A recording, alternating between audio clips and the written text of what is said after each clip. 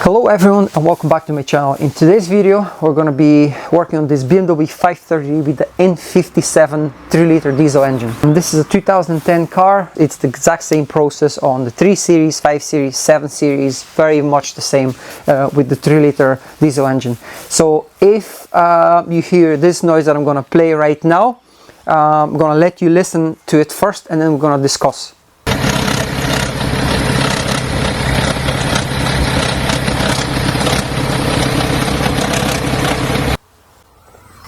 So you've heard the noise. The noise comes normally from the back of the engine, which is where the timing chain guides and the timing chains are. So if you hear this, please turn off your engine and don't drive the car. Get a recovery vehicle to the nearest garage or to your house if you're going to attempt this job to do it yourself. I'm going to show in detail how to do this job. I've got a mid-rise lift, which is not the best type of lift for this job, but it's better than obviously doing it in your driveway and using axle stands and jacks and that sort of stuff. So it's much safer and not as comfortable as a 2-post lift, but anyway, at least I have some sort of a way of lifting the car to a comfortable height so I can disconnect the engine from the gearbox. So in this video I'm going to show you step-by-step process on a lot of the components that I'm going to remove here from the engine bay, like the covers, EGR system, intake manifold. I have a lot of content on my channel already. Got 19-20 videos just on that intake system. If you want to see each one of these steps in detail, have a look, browse through my videos and you will find them. So let's not waste any time and let's get started with the job.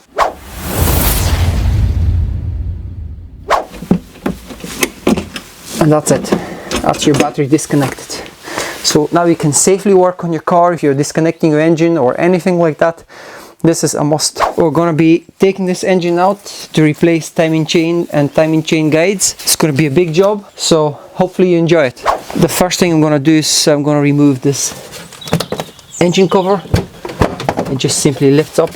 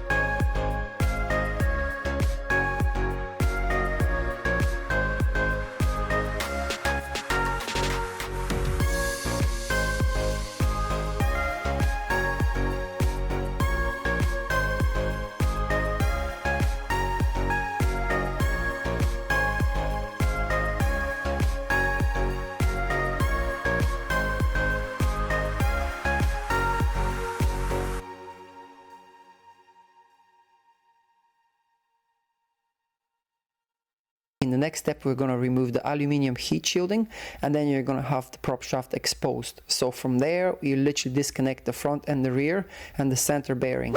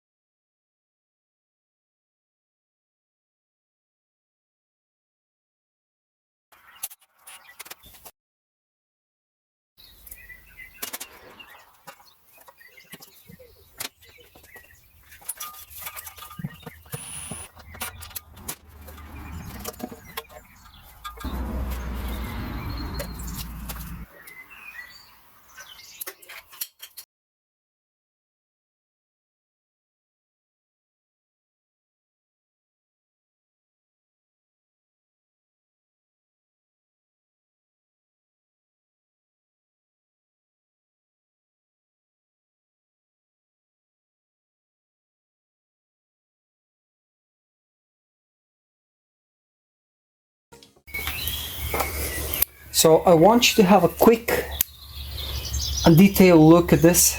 This is completely shot out here. This guide is damaged. This one snapped in half. This is the piece from this guide here. So this is gone. When this shot out, it literally went through the metal gasket. This is 0.4, 0.6 millimeters thickness. I don't know if you can see this clearly on the camera. I've brought it as close as I can, but look at what's happened here. So a piece of this guide, or maybe the one that broke off, this is where the piece of plastic has gone from underneath the sprocket and it has been pushed through the chain.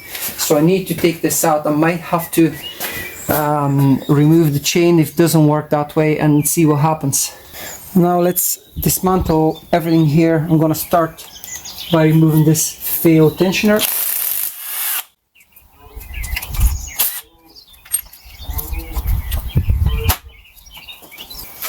I'm going to use the crankshaft locking tool. Now what I have noticed, the timing has skipped on this engine, and if you do force it, then you will have a contact between the piston and the valves.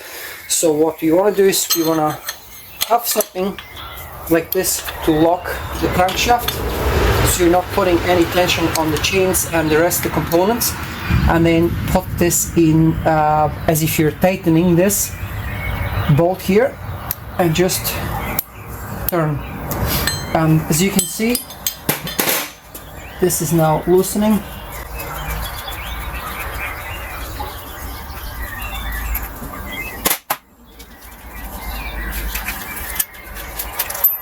That's one chain off.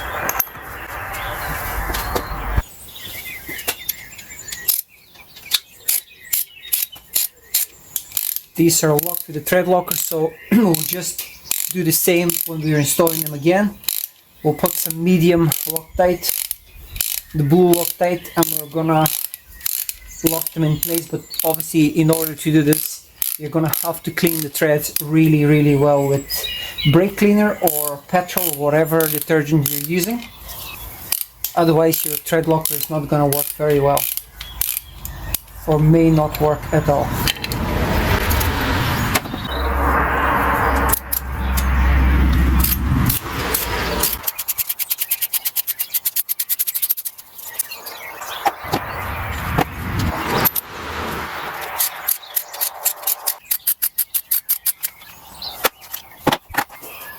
In the next step, I'm going to remove this oil tensioner here. So you want to go in reverse as normal and just give it a light tap. This is spring loaded, but it shouldn't be under any serious tension. So just loosen this by hand. There might be a bit of oil to spill from here, which shouldn't obviously be too much. It's just whatever's in the tensioner. Just take that out. That's a 27 millimeter socket, by the way.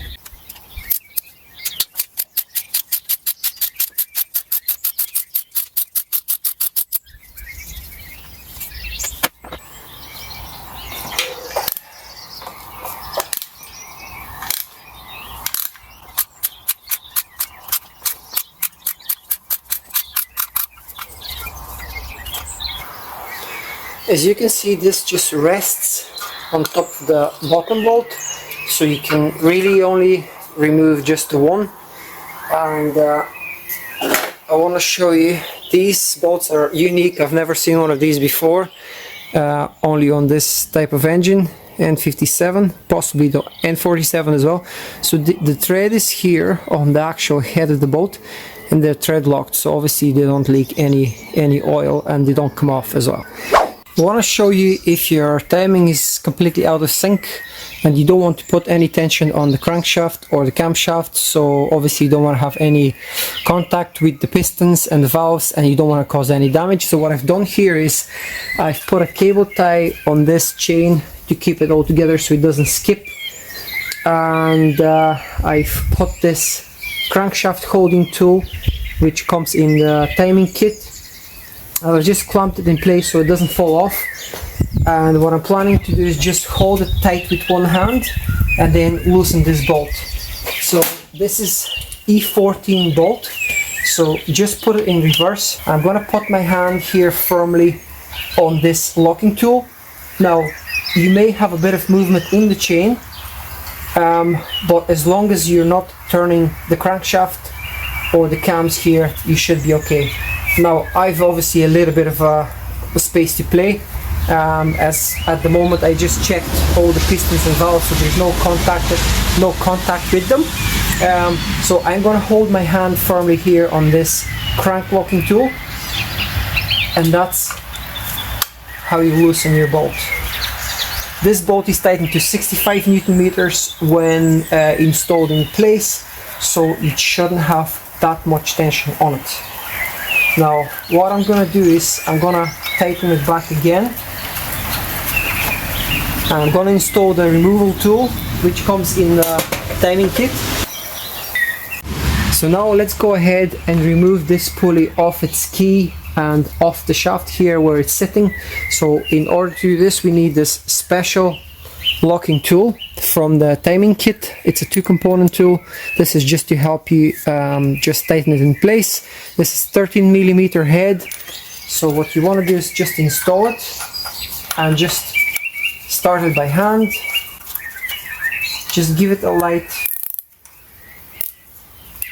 tightening, and that's it. Then you can pull out this plug and now install your E14 and start loosening.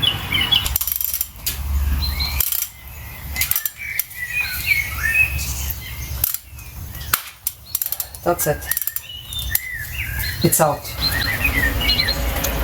Install the removal tool and just take it off.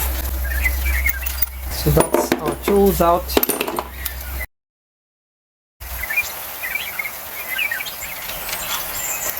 And just a light whack, and that's it out.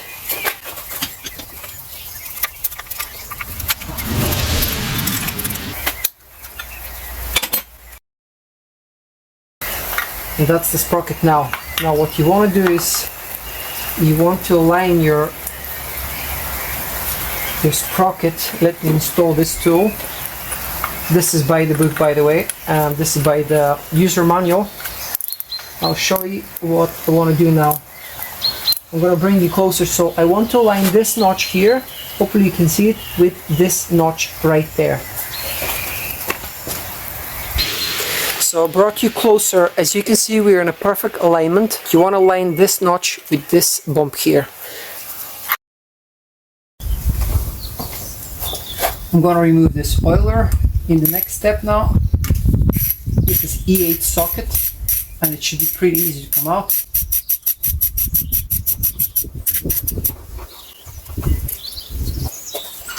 You want to use your camshaft locking tool, insert it on the camshaft. These two cam sprockets are connected and this shouldn't move. And now at this point we should be able to loosen these bolts. These are torqued to 17 Newton meters, so they're not very hard to remove at all.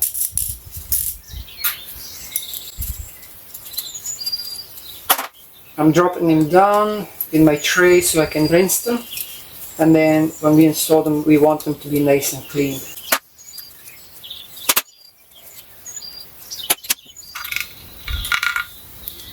And that's all the chains and sprockets removed, including the oilers, tensioners, the whole lot. Spent a fair bit of time making sure this is nice and clean, all the bolt holes. We're going to be installing some thread locker on some of the bolts, the one that were thread locked by the BMW factory, so we're going to repeat the same process again. So let me take you to all the parts here. So I've lined up, this is the damaged guide, and I've lined up all the new against the old parts. I'm going to be replacing this crank seal, and this is the oil filter housing and the O-ring as well. A few bolts, copper washers for the injectors, O-ring for the dipstick, and let's go now get to the point where we have all the sprockets new against old ones again. This is the high pressure pump sprocket, Very little wear on these sprockets, by the way. This is the tensioner here. They have changed the design. This is a different design here on the washer, so it applies good pressure, and it's much longer as well than the old type of tensioner. And the chains have stretch, but in all fairness, this car has 170,000 miles. So what do you expect? And yeah, that's the other tensioner as well here, the oil tensioner. This is completely collapsed. It had shot through this here. There's damage to it as well. So this had shot like a bullet and had literally crushed this. And now I will show you pictures of the damage that was caused to this metal gasket here. Yeah, we're ready to assemble this engine. Let's not waste any time, as I like to say, and let's get started. So the first sprocket I'm going to install, and the first chain, is the high pressure pump sprocket. You've got a notch here that you want to line up with this notch right there. So hopefully you can see it clearly. So what you want to do is, I've already checked the timing and everything is in place the way it should be. So we're going to align this notch here with this notch right there. So let's install this in place. Now you want to put your chain at the very back first on the first sprocket. So we're perfectly sitting here. I'm going to install just a tiny amount of thread lock on this bolt. I'm going to put it at the very start here. That's all I'm going to apply. This is medium thread locker by Loctite, and it's the original genuine product, not the cheap Chinese copies on the market. So we're just gonna, just a little bit, I'm gonna snug it up by hand, just finger tight. And what I'm going to do next is I'm going to install the second chain with the camshaft sprocket. So we want to install this in here. Doesn't really matter what way it goes. Apply just a tiny amount of thread locker on the tip of these bolts. And just before I forget, a lot of you guys are asking me in the comments where I get my manuals. I'm gonna share what I use and how I use it. I normally use Easter Plus. I've got a few versions of Easter Plus PDF on my phone, OVA on my computer, and also I have access to Easter Online, which I'm gonna put a link in the description, the website where I'm getting these from. So let me show you how it all works. So the first thing you wanna do is you wanna use the VIN number. So after you type in the VIN number, you go accept or hit enter, and then the system will find your vehicle. After you find the vehicle, go to vehicle management and go to repair maintenance. Then you can just search for whatever job you're doing. For example, in my case, I typed in timing, and then when you find the right hit, click on replacing both timing chains, and then that will show you every single step by step. Note the links there, the blue rating, that's your torque specs. So when you click on it, that will open the torque specs. For example, the oil pump chain, it's 5 Newton meters plus 50 degrees. So that's all very good detailed information. And yeah, I hope you enjoy my manuals. As I said, I'm going to leave a link in the description. I'm going to also leave my 22% discount code. So if you type KM22 at checkout, you will get 22% regardless of the amount of manuals you've added to your basket. So now let's continue with the installation of the timing chains and finish the job. Okay, so these bolts are going to be torqued to 17 Newton meters, and this is going to be 65 Newton meters. You can work it out in pound-feet of torque. And the next step is going to be the oiler, the guides, and then the tensioners in place. So let's go ahead and install the guides next. So the first two guides that I'm going to install are these two. This one just literally, as I didn't remove this bolt as I showed you, there's no need to remove this one. This one just sits in here. You want to use this special bolt, place thread locker on this head, because this bolt, you don't want to have any leaks from here, so you want to have a good tight seal.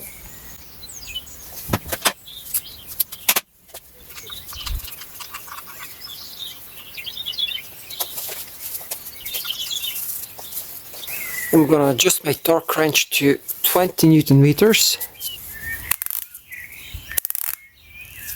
Okay, it's 20 Newton meters. This is T45 bolt. That's 20. The next guide is gonna be this one here. This is for the big tensioner. And you want to put definitely some thread locker on this one. This is going to be again 20 Newton meters. So I'm just going to apply some Loctite.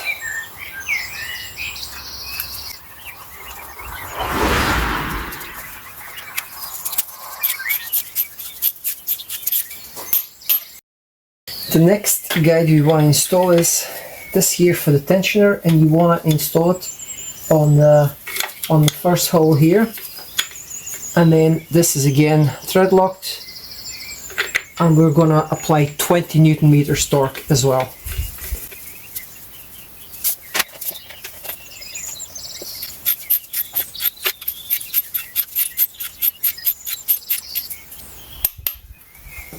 Then we can install the other one on the other side, which broke in our case. This one's gonna go this way. Both again 20 Newton meters.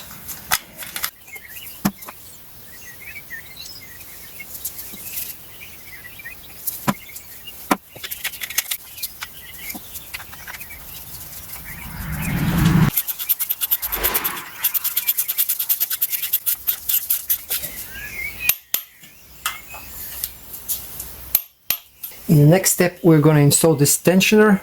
This is the oil channel here. This is a brand new part, so you don't need to obviously clean anything, but make sure if you're reusing any old parts, which you really shouldn't, make sure this is nice and clean. So one bolt here and one bolt there, and then we're going to thread lock them with Loctite.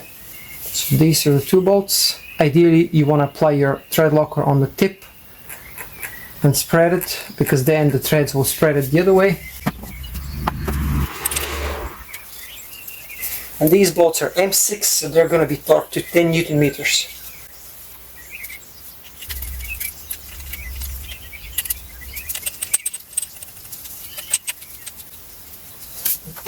I've got my smaller torque wrench.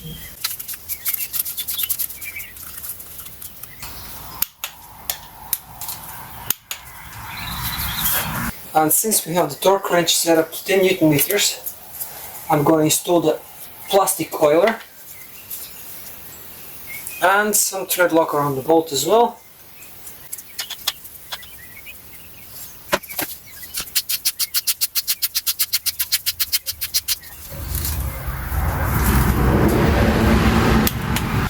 So in the next step, I'm going to tighten these three bolts to 17 Newton meters each. And you want to use your camshaft locking tool. I'm gonna place it on top, and I'll show you exactly what way this goes. This should be absolutely free, and it should sit nice and flush on the cylinder head. So let me just take you and show you what way it looks. So this is how the tool should look, and it's on here.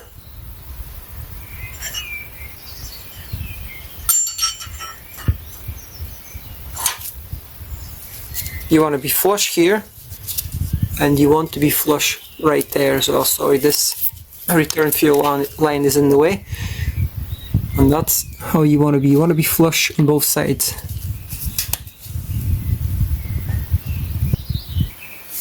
So now I'm going to adjust my torque wrench to 17 Newton meters, and this is a E10. The idea behind this tool is just to hold the sprockets in place. Now both sprockets are locked together, so you want to see the marks, which I will show you at the back. These are the marks. You want to look, so the two on the left and the one on the right, so the one on the right has to be between the two on the left, and that means that your camshaft is in perfect top dead center on the first cylinder. And then you can apply your torque. I'm going to go and snug them up gently one by one first. Now you can see our tool is perfectly flush.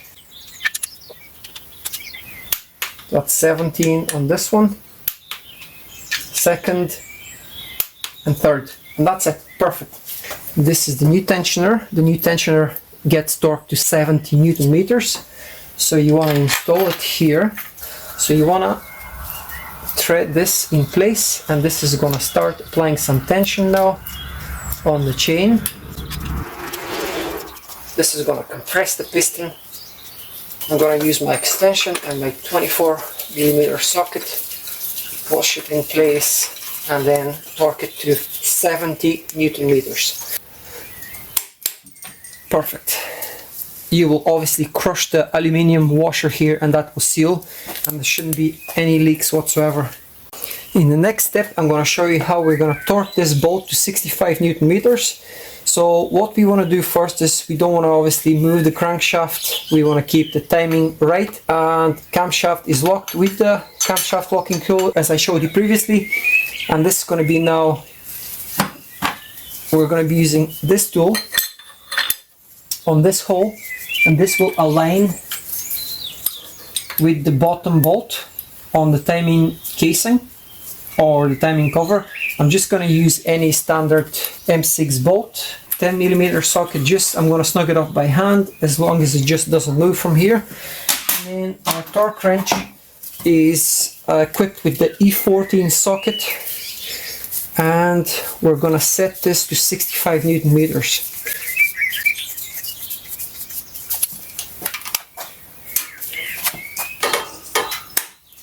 And that's 65 Newton meters on this bolt. You don't want obviously to over tighten it and tear this bolt. So that's just perfect. And then in the next step, I'm going to show you how to install the chain on the oil pump, and then it's going to be slightly different torque procedure here on this bolt. It's going to be 5 Newton meters plus 50 degrees. So I'm going to show you what tool I use for the degrees. And yeah, let's get started. Okay, so in order to install the oil pump chain and the sprocket, we are going to have to remove the crankshaft locking tool that we installed earlier. And don't forget that the bolt that gets installed here on the sprocket on the oil pump is reverse thread, so this is very important. And I've got the sprocket fitted inside the chain. There's a word written front, so this should face the gearbox or yourself. Adjust the key inside, and I'm gonna apply a bit of thread locker on this bolt. This is reverse thread, so you're going anti-clockwise to tighten this. And obviously before we tighten the 5 Newton meters and the 50 degrees, we're going to lock the crankshaft again in the same way. So place the crankshaft locking tool in place. This is T45 Torx bolt. Okay, so I'm gonna tighten this bolt, which is reverse thread, to 5 Newton meters. As you have seen me before, I use 3 different torque wrenches, and it just shows you how important it is to have the right tools. So this can only go clockwise, this will only click in one way. My medium torque wrench, this will click only one way. This can go both ways in reverse. So you just slide the pin here, and it will click both ways. And it's the same with this small torque wrench. So I bought this purposely for the small torque settings, and then this will click in both directions if you just slide the pin out. So as I said, we want to go anti-clockwise. That's 5 Newton meters. So literally you're snugging up this bolt. It doesn't take much to trigger 5 Newton meters. And as you've locked your crankshaft, nothing's going to move. You're just going to have a bit of play, which is standard. This is standard tension for an oil pump chain. You have to have a bit of play, a bit of movement here. So let me zero this. Don't ever forget to zero your torque wrenches, because you're going to stretch the springs, and then you're going to have to recalibrate them and pay extra money for stuff like that. I want to show you the tool that I'm using. This is not a super expensive tool, but it's really good for the job. So I just clipped it here on this bracket, and then I'm gonna install the Torx bit. Actually, the Torx bit is in place. just right here. I'm gonna set it up in the bolt, and then we're gonna go anti-clockwise and basically do 50 degrees. So I'm gonna set the tool at 50 degrees, and when we go in reverse, we're actually gonna go down to 0. So when you go down to 0, it means you're at the right angle. So I'm gonna place my socket nice and comfortable in reverse. We're sitting at 50 degrees here, and let's see if I don't think I can bring it any closer, but you're getting the point. So we want to move from here to here. This is 0. So let's go, and that's 50 degrees. Okay, that's perfect. And that's how easy it is to apply torque to oil pump. And you see the tool, super handy. Let me see if I can focus on the tool. So we went basically from 50 anti-clockwise, we went down to 0, and that was our 50 degrees. After basically we snugged it up to 5 Newton meters. You don't really need a torque wrench, to be honest with you, to apply 5 Newton meters. Just snug it up a little bit with your ratchet if you don't have such sensitive tools like myself, and then go 50 degrees. So just before we complete with the timing system, timing chains, guides, sprockets, we have to do one last thing. We need to remove the pin from the oil tensioner. So this will release the piston, and this will put additional bit of pressure on the guide rail. And after we do that, we're gonna remove the locking tools, and we're gonna spin the engine several times just to make sure that there's no contact between the pistons and the valves, and everything is running smoothly. And then we're gonna install, when we get to our marks, we're gonna install the tools again just to make sure that everything aligns, and that will be us ready to close the engine. So let's go ahead and remove the pin and then the locking tools, and then give it a spin and see what happens. Okay.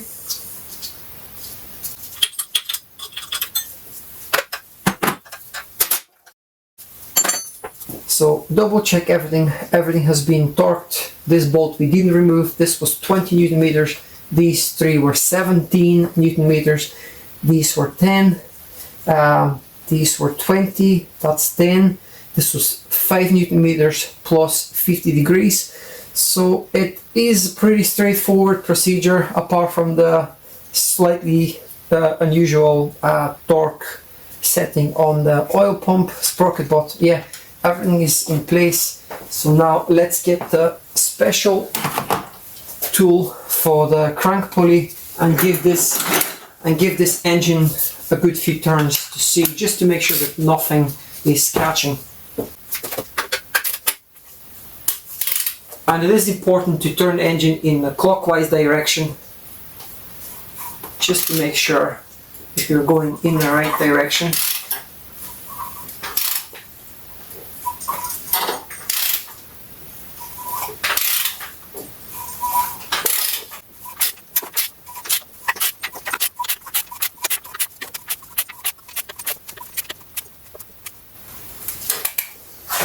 So I'm gonna try my camshaft locking tool just to see if it will align, and that's just perfect alignment here. I'm gonna leave this crankshaft tool on the pulley, and then this, as I can already tell, this is lining up with this. So we might need just a minor adjustment to install the tool, the crankshaft tool, but I can see the mark on my high pressure pump aligning with this notch here and this mark. So I'm pretty confident we are absolutely doing great here. So the timing is set perfect. And let's just confirm it. This is just spot on. Now, I haven't even adjusted it, so just come and have a look for yourself. Let me bring you closer. I'm gonna lift the camera and just watch this, guys. Look at this. look how perfectly aligns. It is literally dead center, this bolt. So the tool fits perfectly. We've got the mark. This mark faces this notch here, which is what you want. And then, if I haven't shown you this before, obviously the camshaft is locked, and I'm gonna remove the tool in order to show you something here. So you've got these two marks on the exhaust camshaft. So there's one notch here and another one on the bottom. Hopefully you can see it well. And then one just right here. And that's it. The timing on this engine is absolutely perfect. So we are ready to assemble the timing chain cover and then continue on with the assembly of this N57 motor. I'm going to show you how to remove and replace rear main seal. This is the rear crankshaft seal, which faces towards the gearbox. This is at the back of the engine where you have the timing chain cover. What I will show you today is, I'm not going to show you some special tools that cost hundreds of pounds or hundreds of dollars or euro, whatever currency you're using. It's very easy to send somebody to a website and buy this fancy tool for a couple of $100 or a couple of £100. I'm going to show you how I do it. I'm going to do it with anything that I found lying around the garage. And I'm going to be using this bush installation kit, which is something I have purchased years ago, and I found it really helpful for installing bushes and stuff like that. Now, what do we have here in front of us? We've got this plastic rim from a broken trolley, one of these green garden trolleys that probably most people have in their garden. And what I did, I just ground this so it perfectly fits in place. So look at this. This is a perfect fit, and it works out the diameter of this rim is perfectly fits in this here. So we're gonna push this out in some way. We're gonna find the best possible way to do this. But what the idea is, for insulation, because that's the hardest part. So I've sat everything here on the top of the plate of the transmission jack, and there is a hole here that I'm going to be using to put this through. So imagine, I'm actually going to move everything aside. So what I've got underneath is a steel plate, but you can use a plank of wood as long as you're putting it in the right place where you have most of the strength. You don't want to put it on the corners here and have all this metal unsupported. You're probably going to end up crushing this timing chain cover. So what you want to do is you want to find, and this is really, again, perfect diameter. It's flush. This is a machined stainless steel flange for pipe work. I took this many years ago from my previous employer, and it came in handy now after so many years. And once you have supported this properly and it's nice and firm, then what I'm planning to do is to obviously install the seal, to set it in place, place this rim on top, put it in the right place. This rod is going to go from underneath, so I'm going to install it through the hole of the plate. So it's gone through it, and then I'm going to place this on the top and then screw this. And after that, it should be really easy peasy. Just basically tighten, hold the bottom and start tightening from the top. And this should compress the seal and install it flush with the timing chain cover surface. So hopefully this is the idea. Let's see if it's going to work out now. Let's get started. Now for the removal of the seal, I'm going to place a couple of planks of wood, and I'm going to place them, I'm going to space them out in a way that obviously they're supporting the timing chain cover.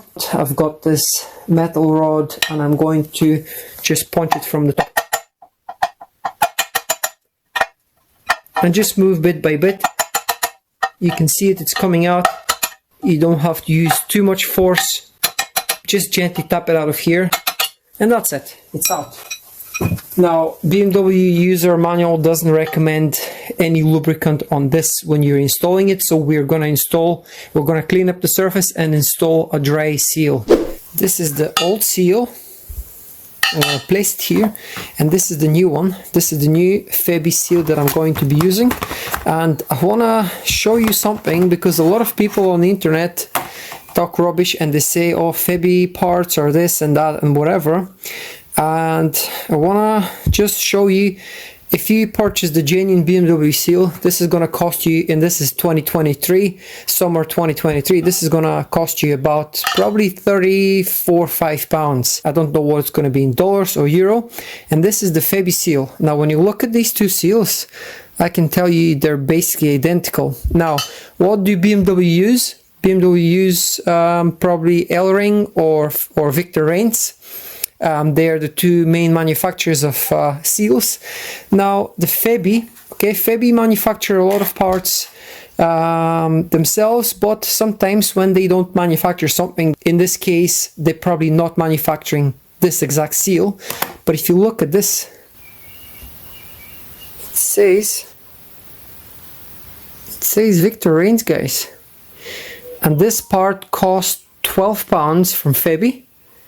And you could end up paying about over 35-6 pounds from BMW. So you can decide for yourself what you're going to be using. A lot of people will just use a hammer or a mallet and a piece of wood, block of wood. So give it just a light persuasion, just to get it seated. And now it's ready for the tool. Okay, so this is flush. It's really well supported. I'm going to install the tool.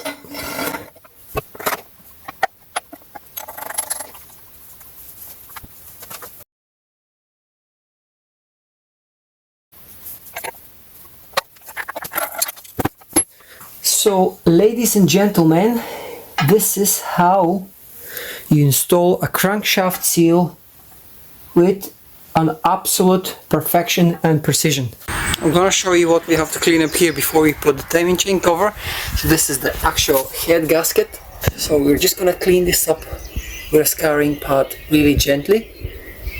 And then we're gonna apply some fresh silicone and then install the timing chain cover. And then we're gonna tighten these 3 bolts on the top first. You've got obviously these sleeves here, so that should keep it all in place, but you're just gonna pull the cover up so it doesn't leak. And then obviously you've got metal cover in this model. This is the pre-March 2011 N57, so you're gonna have a metal gasket, which I'm gonna show you in a minute. I've got the proper original BMW steel gasket. This is a pre-2011 engine and it takes the gasket. The newer ones, they just take the Loctite 5970 BMW silicone. And just in case you're curious, these blue bits here are special sealant, which will seal the joints where the panels meet, so you don't need to apply anything there, but we will apply in a few other places that I will show you later on when we install the timing chain cover. I will show you exactly where to put some BMW Loctite silicone. I'm going to show you how to install the timing chain cover. This is the metal gasket that goes with the timing chain cover. This is a car which is pre-March 2011. Anything before March 2011 has the gasket. Anything after, BMW recommends you just put sealant, and that's what we're going to be doing today. Now what I will do is the head gasket has some sort of sealant on it, and you can actually see the marks from the sealant, so I can actually just place aside this metal gasket for now. And I'm gonna cut this as a brand new tube of BMW Loctite 5970 silicone or flange sealant. And what we're gonna do, we're gonna apply a thin coat of silicone and then spread it, because we don't want to build up too much of it. And after this we're gonna install the new timing chain cover with the brand new crankshaft rear main seal, and we're gonna torque the top bolts and then do the rest of the bolts. So let's get started.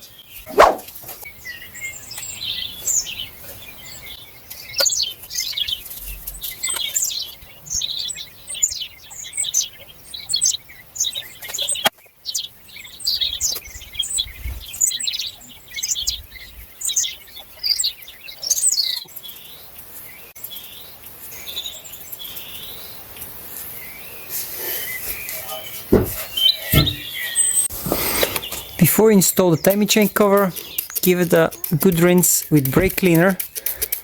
There will be some residual oil, so just give it a good clean.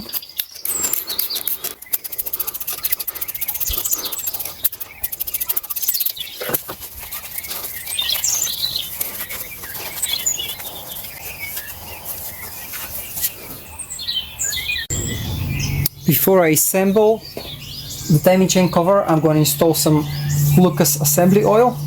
This is obviously whenever you're taking things apart and then everything is nice and, well, it's nice and clean, but it's not good for lubrication. I'm just going to apply some amount of assembly oil on the sprocket and the chains, and that will give it some lubrication. Now obviously before we start, we're gonna fill up the engine and we're gonna do a few rotations just to lubricate the oil pump, chain and everything else. And obviously this will distribute some oil through the oilers all over the system, but just I'm applying, sorry you probably can't see it, but I'm applying on top of the sprocket, the camshaft sprocket. So I'm just putting some lubricant there. So I'm just keeping it kind of clean. I don't want to put too much and I don't want to put it anywhere near the timing chain cover surface, but a little bit will do no harm on the guides as well.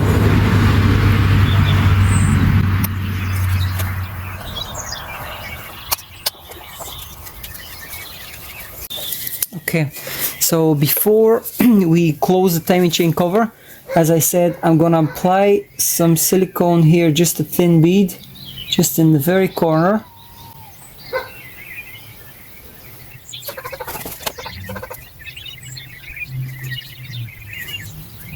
We've got one sleeve here, which I'm going to place the gasket on top of.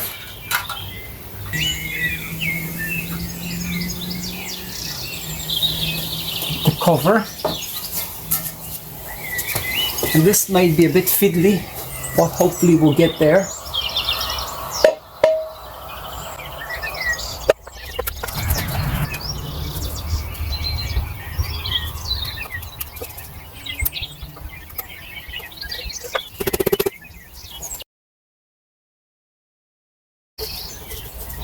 And you see a lot of people online, they use these special tools.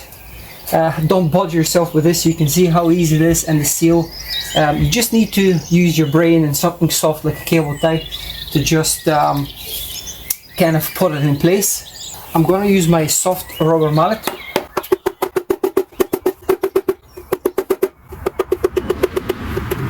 Okay, let's apply a few bolts to just grab it in place, and then we're gonna start these bolts from the top. You've got 1, 2, 3 bolts here.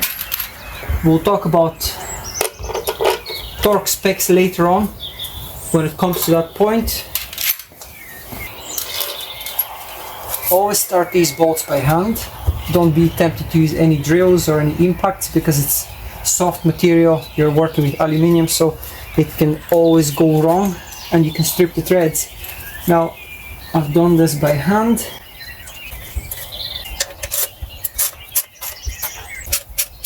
We just want to start these stop bolts.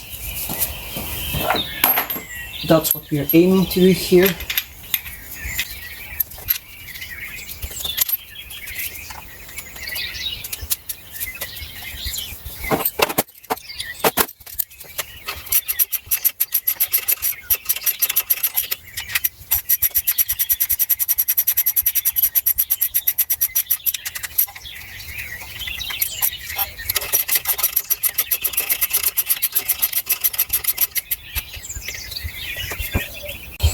You want to make sure your timing chain cover and your sump are as flush as possible.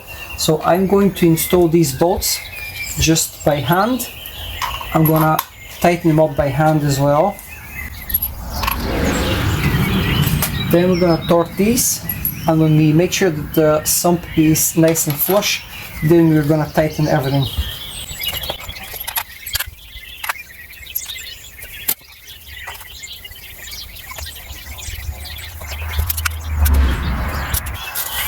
Okay, now let's torque these top bolts. The torque values, so these small ones, the E8 bolts, they're 8 Newton meters plus 90 degrees. These ones are 19 plus minus 3 Newton meters. So I'm gonna torque these to 22 Newton meters. This is a little bit uncomfortable because the engine is moving left and right, but I'm just gonna hold it. I'm gonna hold the crane hook here with one hand. I'm gonna put my knee here. I'm gonna start with the middle one. It's not too much torque. This is just 22 Newton meters. Okay.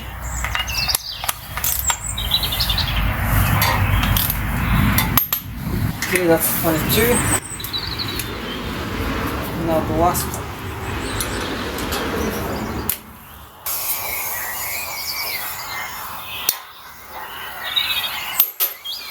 That's 22 Newton meters. Now let's go ahead and do these 8 plus 90 degrees. Just knock them up first, all of them, and then tighten them up to 8 Newton meters.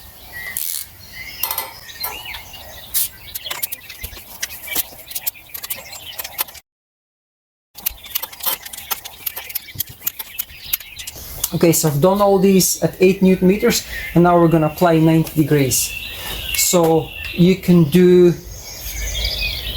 start from here and just end up here. This is 90 degrees. I'm not going to use an angle tool. I have one, but there's absolutely no point when you're working with 90 degrees. It's pretty easy and straightforward. So just do each one of these. I'm going to start from the middle. I'm going to apply 90 degrees on all of these, and then we're going to install the sump after this. I've moved the camera a bit just so I can have a better angle to work. So I'm going to start from here. I'm going to end up here at 90 degrees. Okay, that's 90. And what I'm going to do is I'm going to start marking these just to know which one I've done.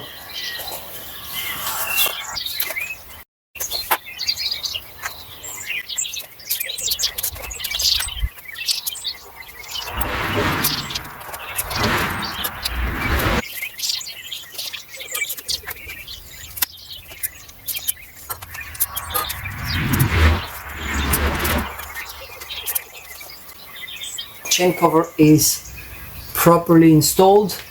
It's torqued to spec. The crankshaft seal here is sitting nice and snug. No issues with that. And now let's go ahead and clean up the gasket surface underneath the sump and install the sump itself.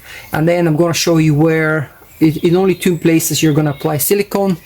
Let's get the proper genuine BMW gasket and install it on the sump, and then put everything back in place. I'm going to give this sump a final rinse with brake cleaner. I have previously cleaned it again, but this is just in case I've touched with oil.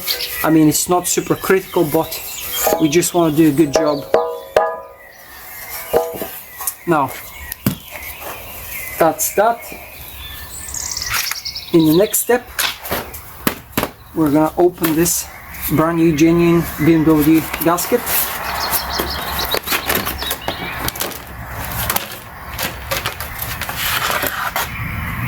And we're going to place it on the sump.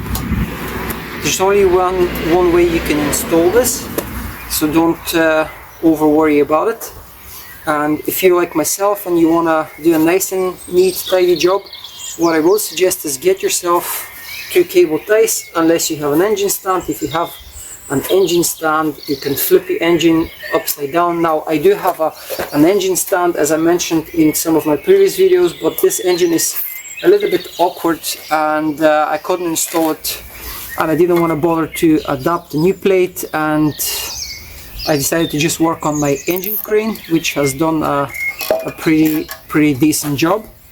So you want to tighten your gasket in place, and as you can see, once you install this gasket, if you try and remove it, it's going to break and tear, so you're not going to be able to reuse it.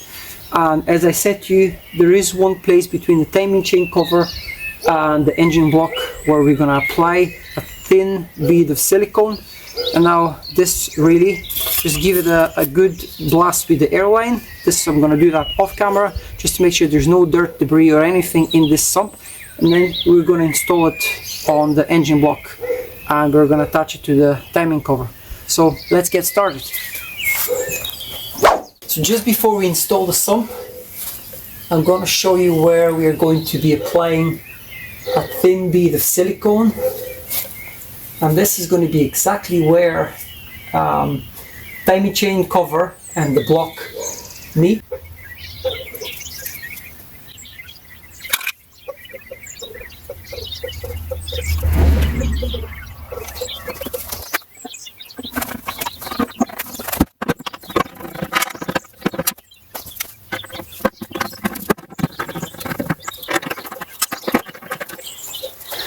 Now it's about time to cut the cable ties after we've installed the feed bolts.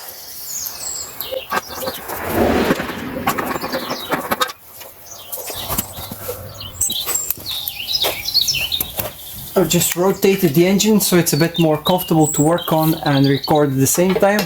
So what you want to do is, after you cut your cable ties, once you put 3 or 4 bolts, your gasket will be perfectly aligned, and start installing your bolts by hand. I repeat, don't use any impacts or any drills, just start it by hand, and then you can help yourself maybe with a drill driver, but certainly do not use impact on these aluminium sumps. Now you've got 2 long bolts on the other side, at the side of the timing chain cover. We're gonna leave these until the end.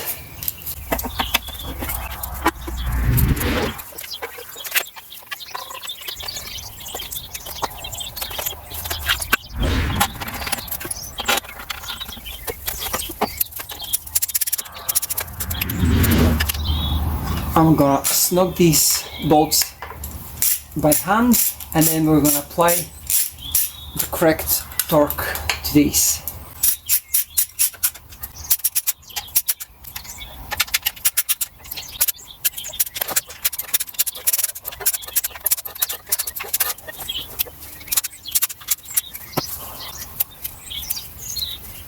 Just before we proceed with the tightening of all the sump bolts, you want to place a straight edge, and you've got about 1 millimeter of misalignment here, so you want to align the sump and the block or the timing chain cover to be flush, because when you're installing the gearbox you want everything to be nice and flush. So I'm going to get my mallet, I'm going to tap it in place, and then I'm going to check again. So I'm just going to give it a gentle tap. This is looking a bit better.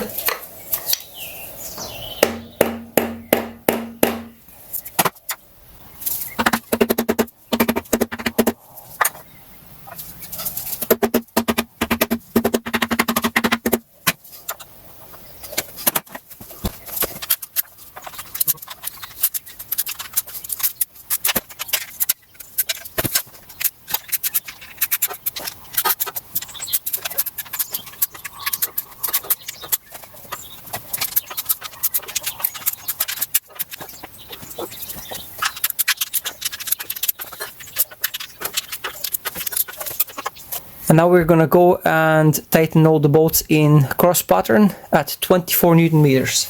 So we're gonna start somewhere in the middle, and then we're gonna go to each side. So I'm gonna do this one first.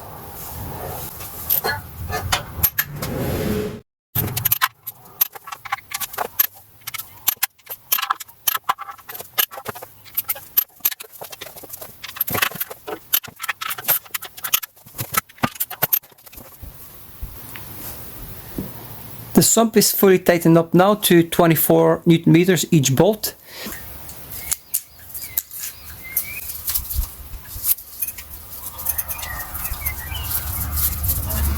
After you install the crankshaft sensor, you want to place your ring here. Make sure it aligns. This is the way it goes. Now what I will do is I'm gonna put some thread locker on all the 8 bolts here, and I have previously cleaned this with brake cleaner, and now I'm just gonna apply some Loctite, some medium strength Loctite on these, on the actual threads of the bolts, and then we're gonna put the flywheel and lock it in place.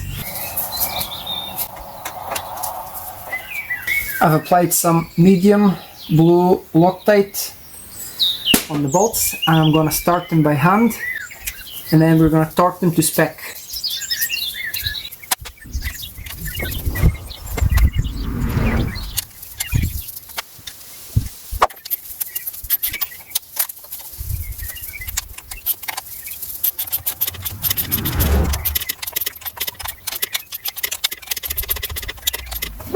I want to show you a very unique way in order to lock this flywheel here. When you apply the flywheel and then the thread lock on the bolts, you want to torque these to 120 Newton meters. So this is quite a lot of torque, and I don't want to use the crankshaft locking tool because it's just a thin pin and it will probably break. So what I want to do is, obviously BMW show you these special tools that lock on both sides.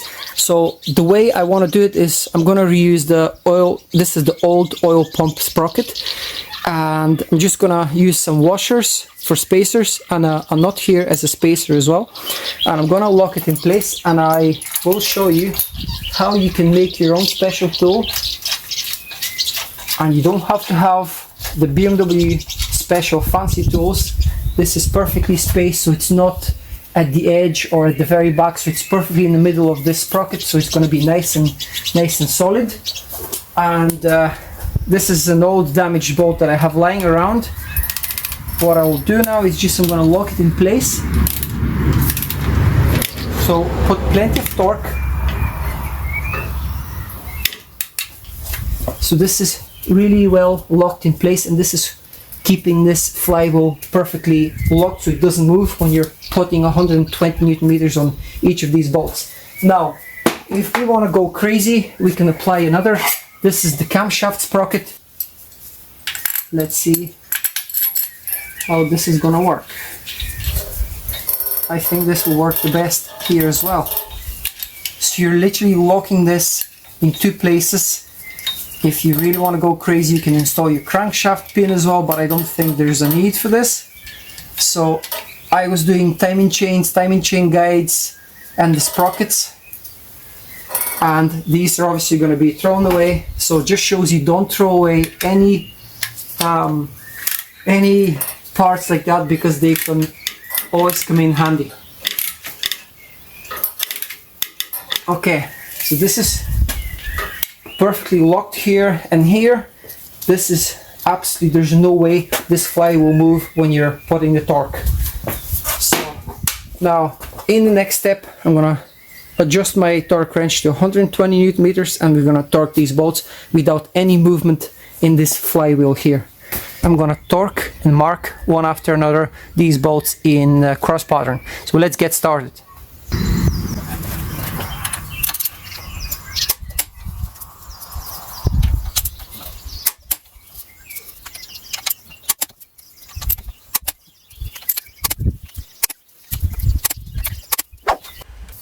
So normally this is like that. When you take it off the block, you obviously see it. What's holding it in place is these clips here, and also the O-ring that I mentioned. So open up, put a couple of plastic pry bars or a couple of trim tools, pull it out, and now I'm going to show you how we can take this out, install the new one, and then fit it back in place. Okay, let's go and remove this O-ring from here. So be very gentle. You don't want to damage this aluminium body here.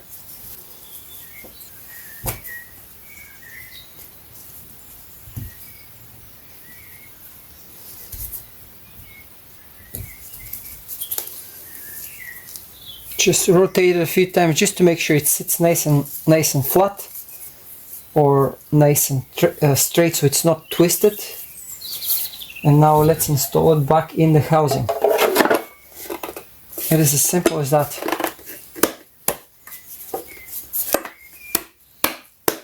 That's it. job done. This is how the gasket goes in place as well.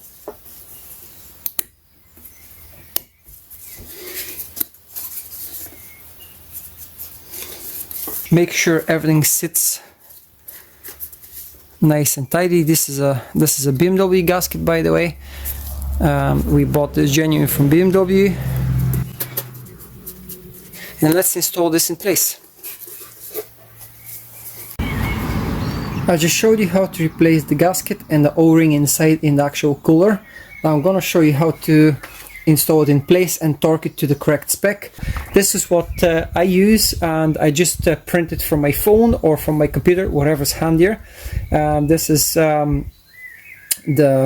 oil cooler, and this is just showing you the 5 bolts, and then this is the tightening torque here, which is 19 plus minus 3 Newton meters. So I'm gonna set my torque wrench to 20 Newton meters, and that should be more than plenty for these bolts.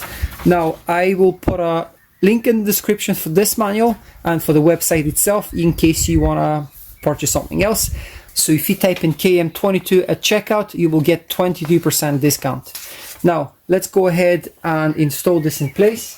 You wanna clean up the surfaces like myself. Everything is nice and shiny. I've cleaned it with brake cleaner as well. What I'm gonna do now is just apply the oil cooler in place and tighten these 5 bolts by hand, and then we're gonna torque them to spec.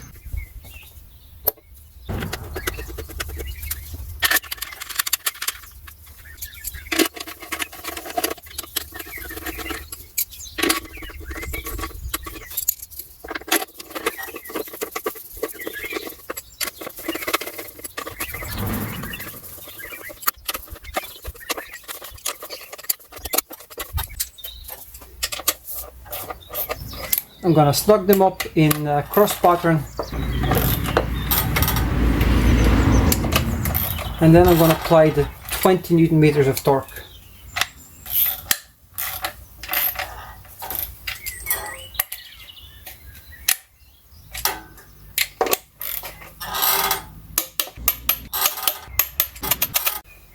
Now, after the installation of the oil filter housing and the replacement of the gasket at the back, I'm going to be installing Febi oil filter. This is 38530.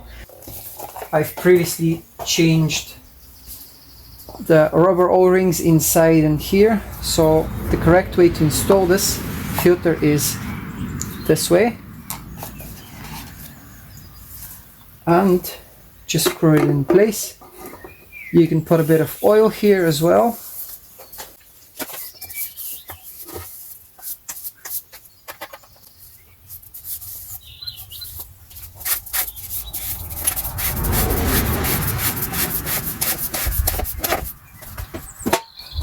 The correct torque for this cap is 25 Newton meters.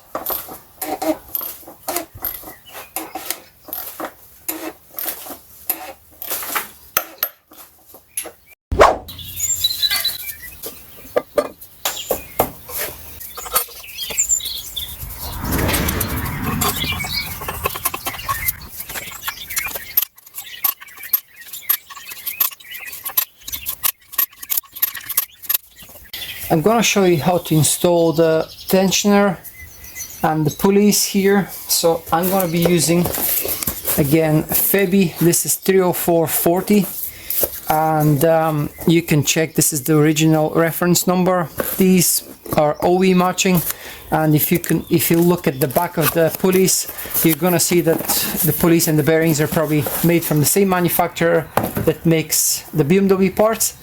Now this is locked, this is previously locked, so we want to insert, there's no way you can get this wrong, so you just want to install this part with the notch in the hole, and that will just help you install it the right way. These are T50 Torx, so I'm just going to tighten it by hand first. Now the second one, this is the bigger one of the two. We've got a cap as well, and the part number for this one is 28709. This is T50 as well, this one goes in here.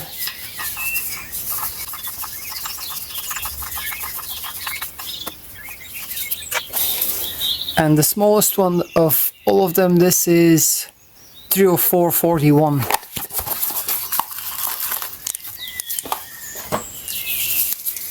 This one goes in here. Can't really get this wrong, to be honest.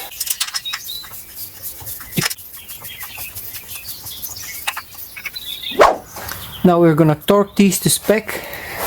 These are M10 bolts, and we're gonna torque them to 38 Newton meters. So let's start with the middle one.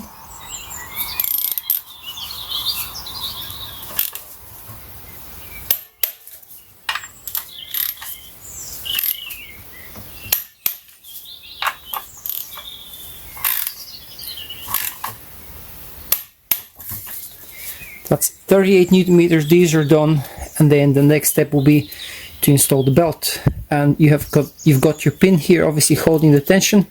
So once you install the belt, put a bit of tension back and forth, and then pull the pin out, and then release it, and that will tension your belt. Now it's time to install the new gasket on the oil level sensor. I'm using L-ring gasket. This gasket, by the way, it doesn't have to be from BMW unless you want to. It fits a variety of cars like VW and some smaller engine cars.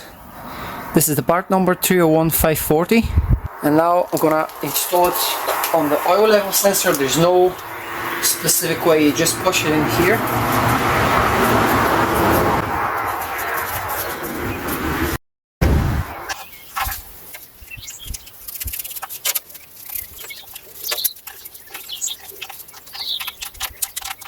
I've snugged them up. Now I'm going to torque them up to 10 Newton meters with my torque wrench.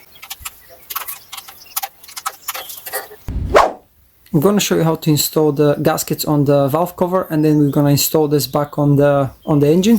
So I'm going to be using Febi 106671. This kit contains the valve cover gasket that goes in place, and also the 6 injector gaskets that sit in these places here. So I'm going to put this part number in the description. Again, it's not a referral link. I'm just sharing these Febi parts with yourselves. And yeah, let's install the gasket, and then we're going to put it on the engine in no time. So this is a pretty straightforward job. The bolts are all captive bolts, so they're not going to fall off. We're going to torque them to 9 Newton meters in crisscross pattern. And by the way, this is the correct pattern for the installation of the bolts, or the torquing of the bolts. And now let's go ahead with the procedure and install this in place, and then put it on top of the engine.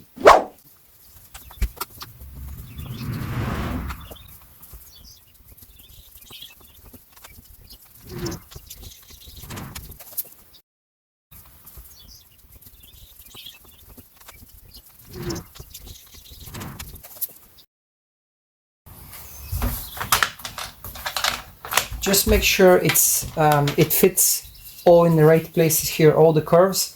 So I'm confident everything is in place. It's nice and neat. Everything sits nice and flat. So let's go and install it on the top of the engine now. In this step, I'm going to install the valve cover. I've cleaned up the gasket surfaces. I've installed the brand new gaskets for the injectors and the valve cover itself. So let's proceed and install this in place.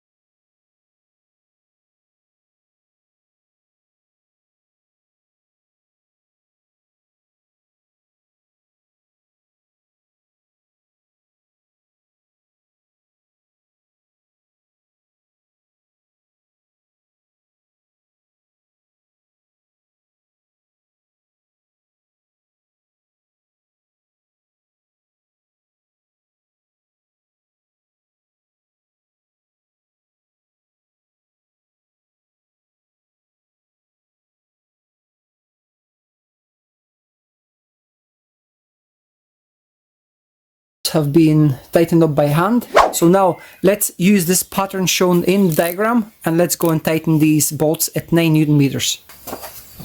So we're starting in the middle, and this is going to be 1, 2, 3, 4, 1, 2, 3, 4. We are starting right here. That's 1, 2, 3, 4,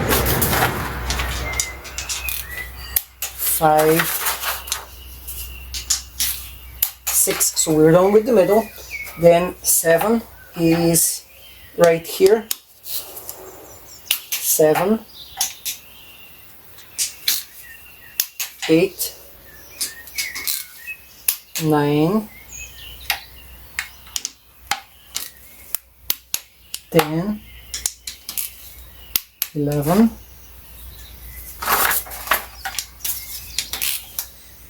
12, 13, 14,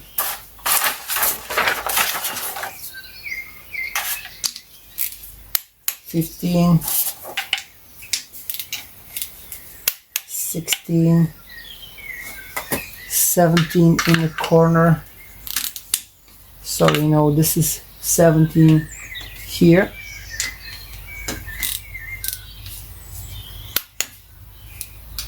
17, 18 on the other side.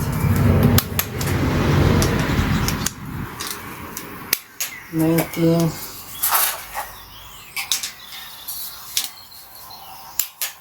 20, 21, 22, and I believe this is 23. Now I'm gonna double check everything once again because I might have missed something, but this is basically the correct order of tightening your valve cover. All these injector seals have come out with the injectors, but this one here, number 1, was extremely tough and it just stayed in place, so I could pull the injector out, but unfortunately the injector copper seal was there, just got stuck and it didn't come out. Now this is the tool that I'm going to be using, and you just literally screw it into the copper seal and then you just give it a whack and it should come out. Actually, I didn't even have to give it a whack. This just came out when I started threading it.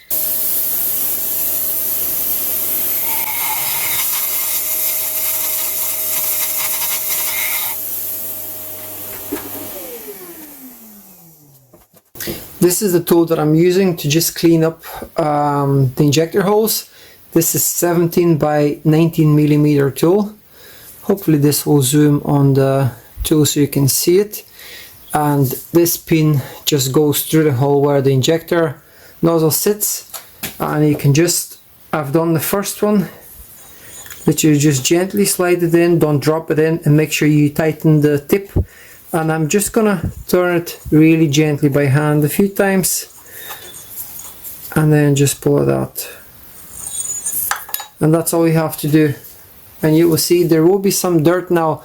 I'm after just going around all of them and cleaning them a little bit, so I've got the roughness. This is maybe stage number 3 now, so it's all nice and smooth and nice and flat, so the surface is good and clean and it's ready for the installation of the copper seals and the injectors. And just before we move on, this is the tool that I am using. Let me see if I can bring it closer. So it has a variety of tips and it's not expensive. It's only about £35 on eBay.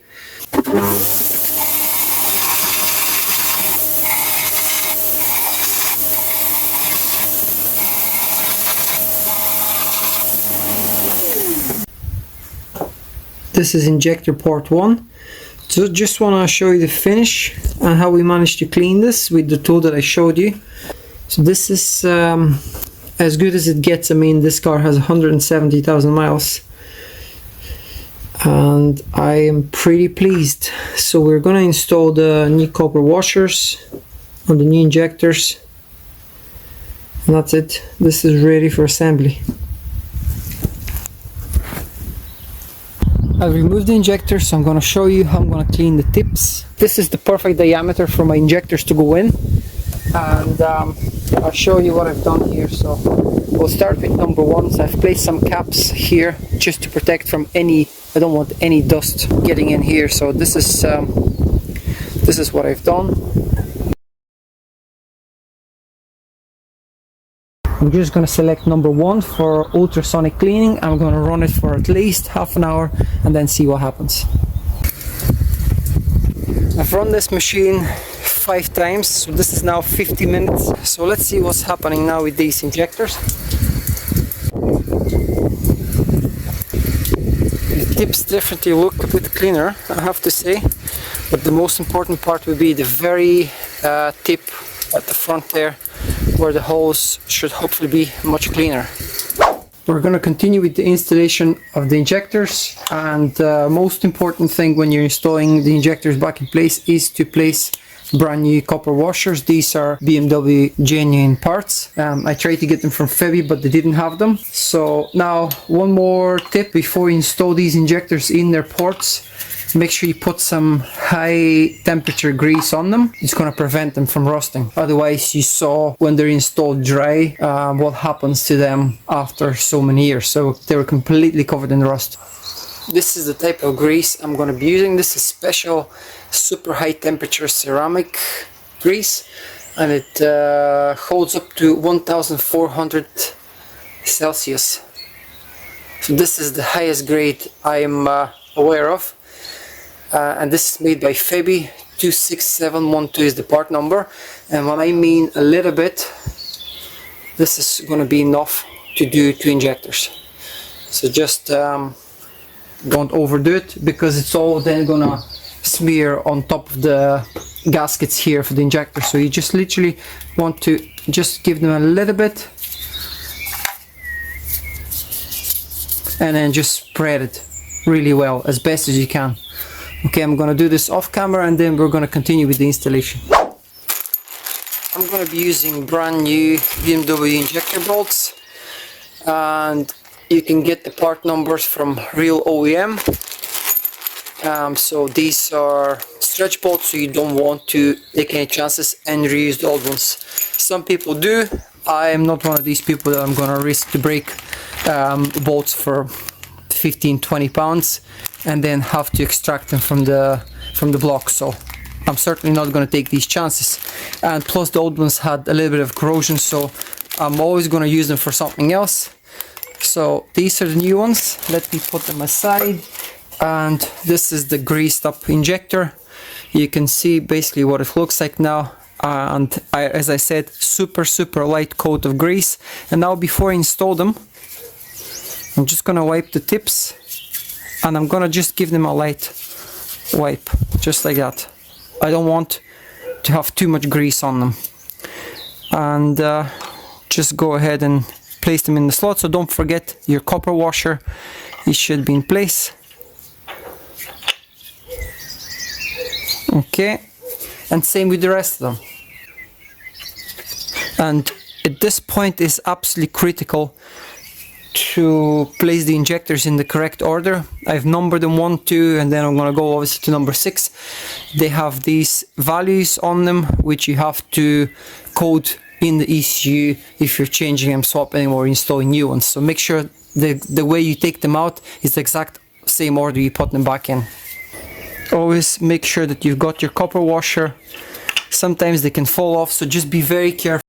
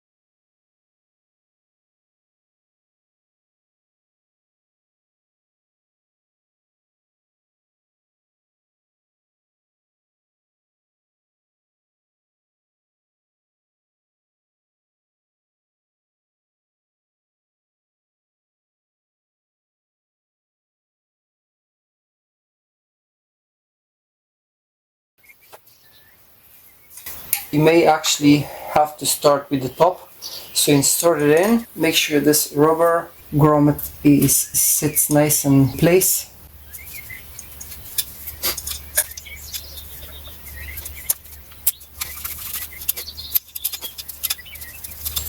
Don't be tempted to use any tools, just do it by hand at this point. So you want to start with the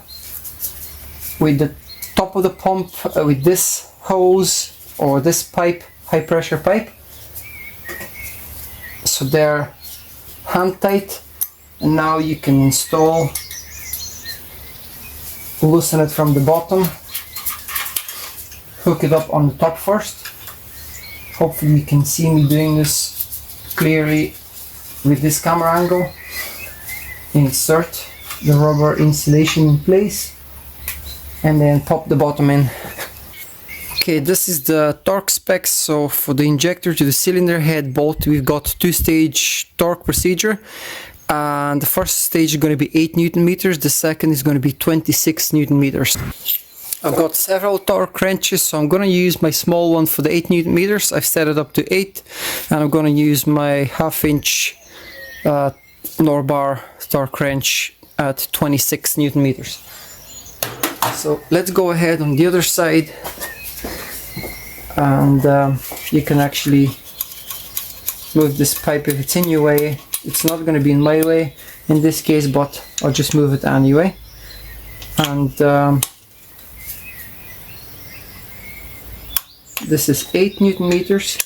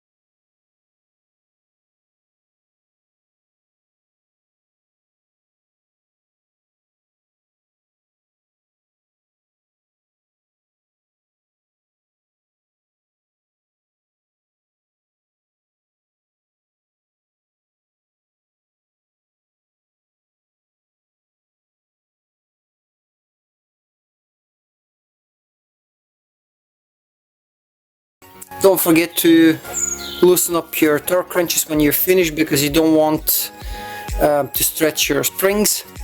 Before I install the high pressure pipes from the rail to the injectors, I'm going to use the moment to utilize the space I have here. I'm going to tighten these bolts to 10 Newton meters.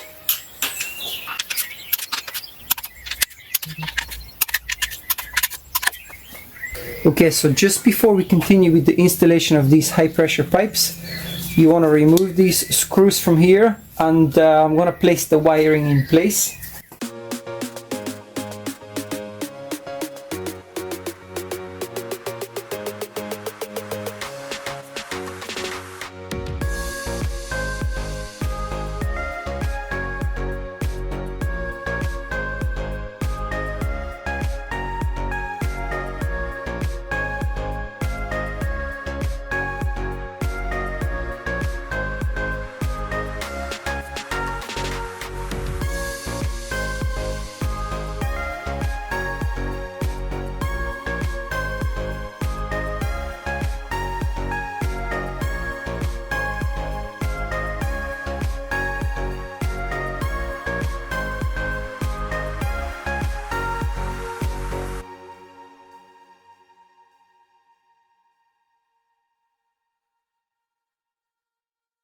I'm going to torque these to 24 Newton meters, each one of these, and also the ones that are connected to the high pressure pump, so they all take 24 Newton meters.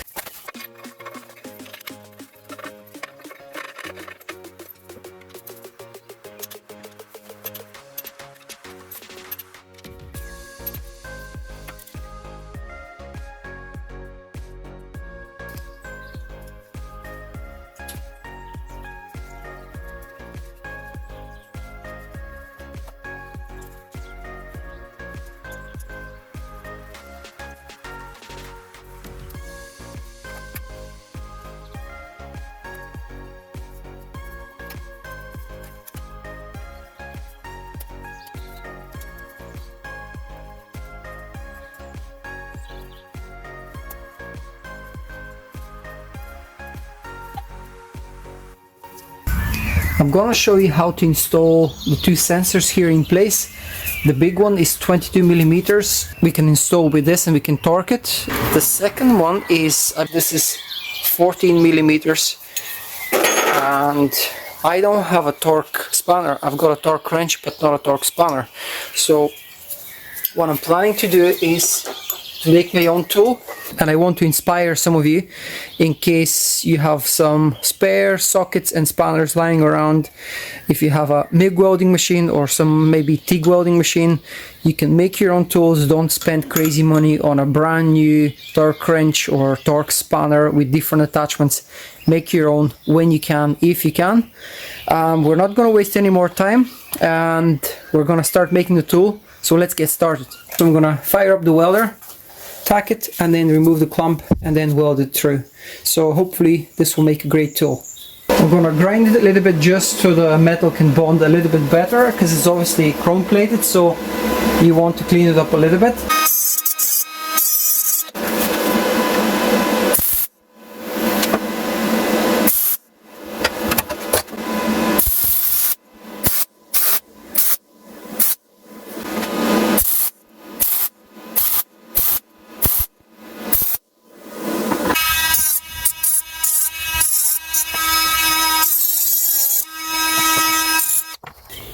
This is what we ended up with after a bit of cutting and grinding.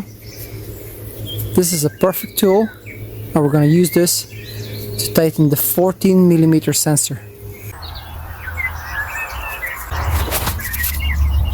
Let's go ahead and install these two. What we will be using is, by the way, BMW uses some really strange fancy names for products like this. They call it never sees. And this product normally comes with the brand new sensor, but if you're going to be reusing your old sensor, which there's nothing wrong with them, we're just going to put some ceramic paste, and this ceramic paste grease type thing is resistant to 1400 degrees, as you can see. So this is a Febi product, and it's part number 26712. It's only a small wee bottle, but it's all you need. This is going to last you a long time. You just need to lubricate and make sure you don't apply it on the sensor itself, just on the threads. So this should be more than plenty.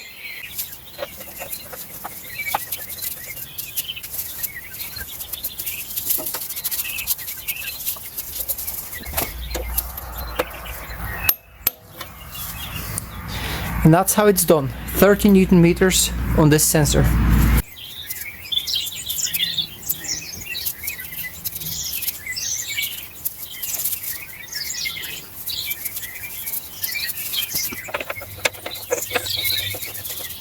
As I mentioned previously, this is going to be 50 Newton meters.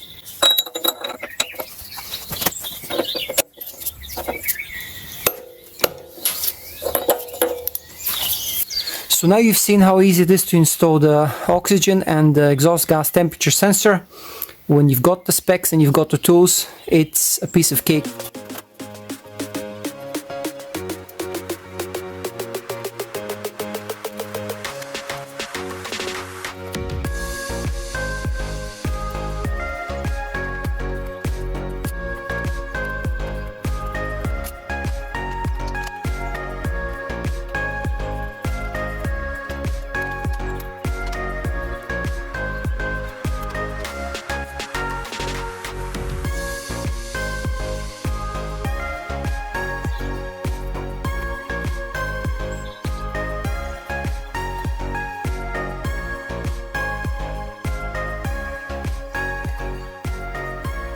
I'm going to apply a little bit of ceramic paste on this bolt as well, and then we're going to torque it to 35 Newton meters as well. A bit more paste here on this bolt.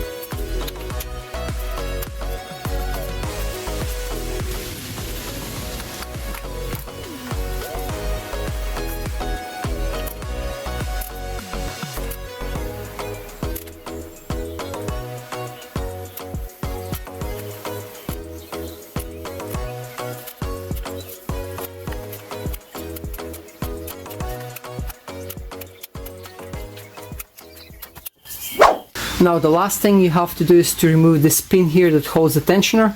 So we're gonna put a tiny bit of pressure on it with a 16mm socket, and we'll pull this pin out.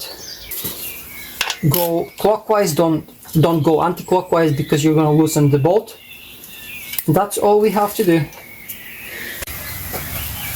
I'm gonna start tightening all the fuel pressure pipes. So I'm gonna start from the bottom one, then I'm gonna do this one here on the top, and then all the other nuts on the top of the injectors and the rail. And I'm just gonna show you what tool I manufactured. So just cut an old ring spanner, I welded an old socket on it. This is basically what I'm gonna be using with my torque wrench instead of buying a torque spanner. So let me install this on the pipe, and we're going to apply 24 Newton meters, as I said.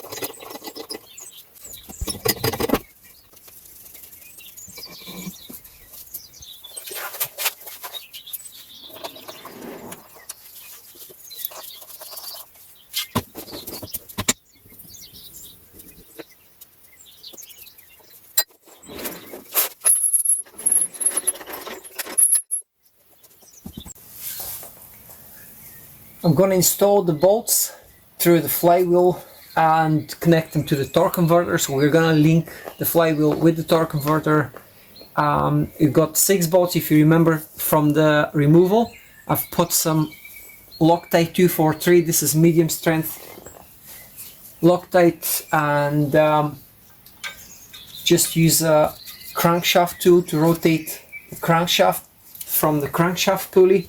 This is the tool that I'm using, and every time I want to move to the next bolt, I just rotate the crankshaft. You're obviously going to have to put your transmission in neutral position.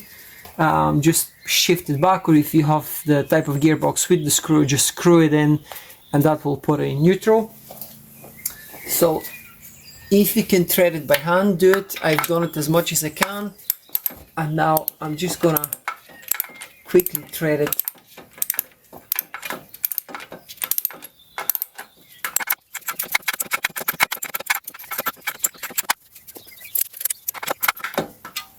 I'm gonna leave this bolt a little bit loose until we get to the second and third bolt, and then I'm gonna tighten, just because I don't want to tighten it and have the holes misaligned for the next bolt.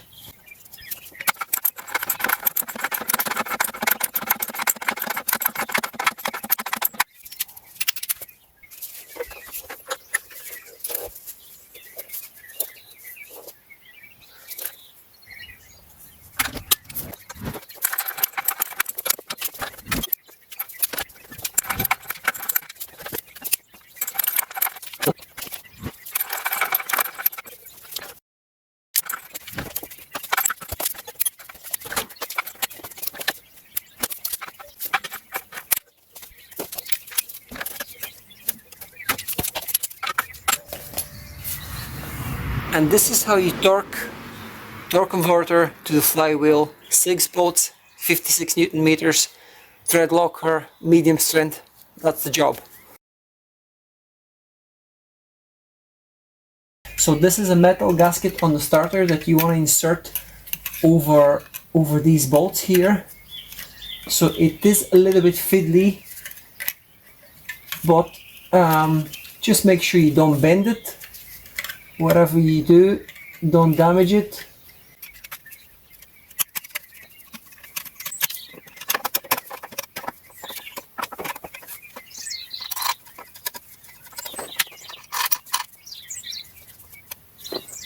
Remember, you've got one bolt at the back, so tighten this bolt at the back, and these two here, the front, that are visible.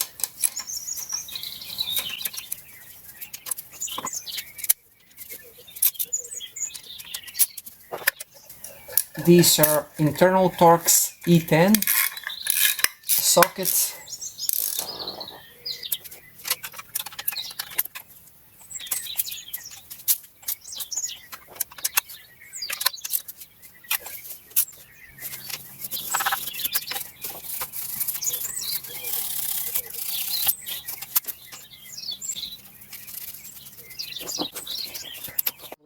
There we go.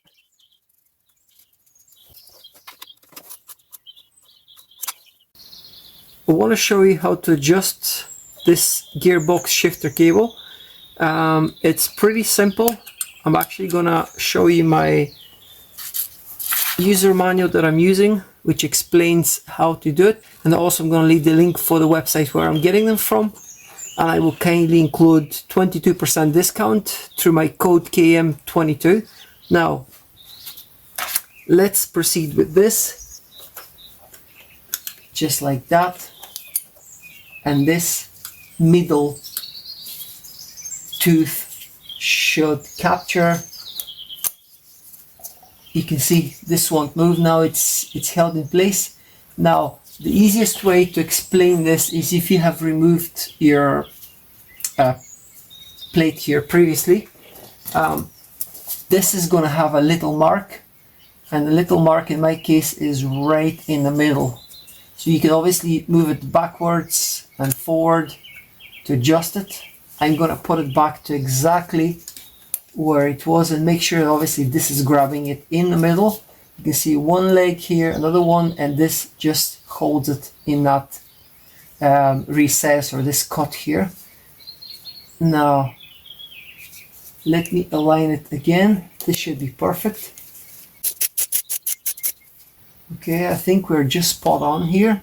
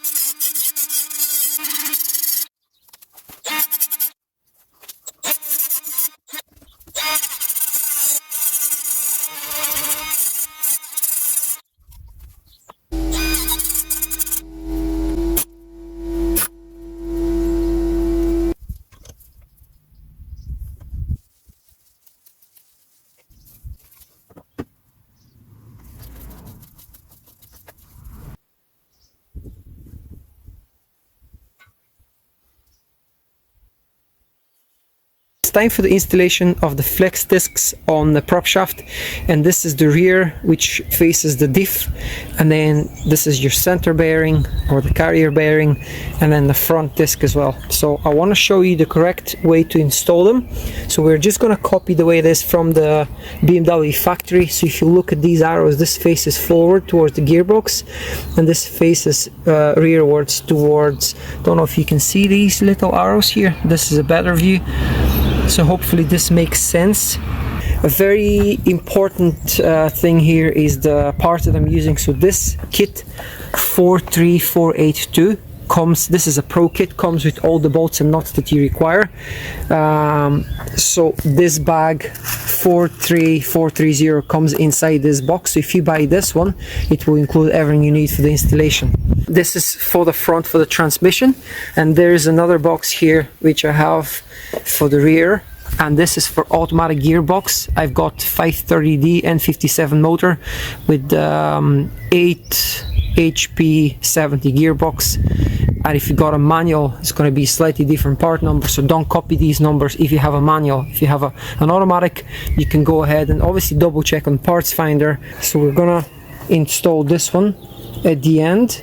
So we're going to install the one at the front there first, which goes towards the gearbox, and then we're going to install this one second. So I've got 18mm wrenches, spanners, ratchets, all ready to go. And yeah, I think I've mentioned the part numbers. I'm actually going to leave the part numbers in the description just in case you want to check them out for yourself. They're not referral links or anything like that. I'm not making any money on them. I'm just sharing the part numbers that I'm using, and I'm also going to include my manuals that I use for this specific car that I'm working on, and I'm going to leave a link for the exact same manual that I'm using, and I'm also going to leave a link for the website where I'm buying them from.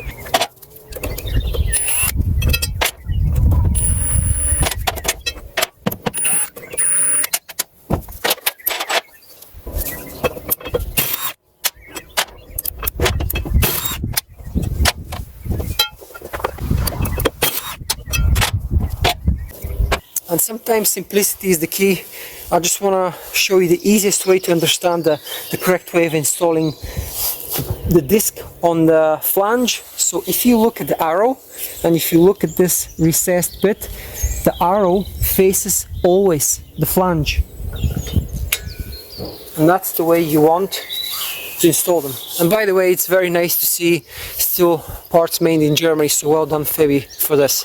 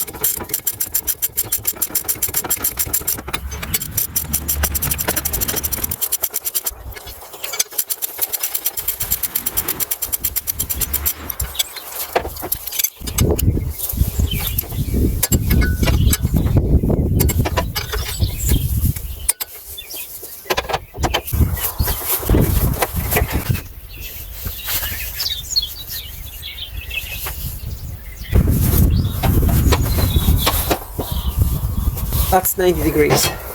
Install the side from the transmission side first, and then leave a couple of planks, as you can see, just to rest the prop shaft before you lift it.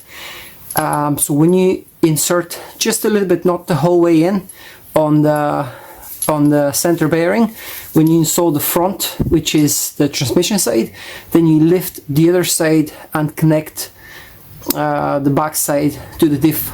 So once you do that, then you lift the center and you attach the two 13mm bolts. Don't tighten them fully, just to grab 7-8 threads, and as long as you're obviously supporting the prop shaft. So tighten, the next stage now is going to be to tighten the bolts at the diff first, and then we're going to install the ones at the transmission side as well. So then we're going to go with the torque procedure as I've showed you before, which is 55 Newton meters plus 90 degrees, and then that's the prop shaft done.